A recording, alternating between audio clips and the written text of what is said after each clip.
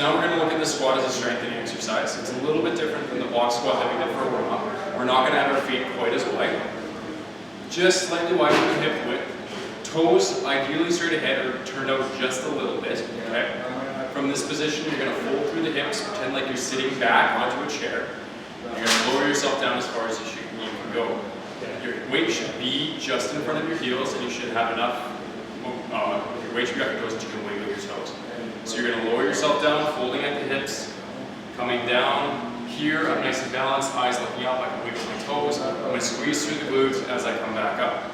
So once again, it's hips back, weight back, knees over toes, lowering down, wiggle the toes, and back up. From the side, it looks like this. Same movement pattern, folding through my hips, butt back, lowering down, wiggle the toes, squeeze those hips, come back up.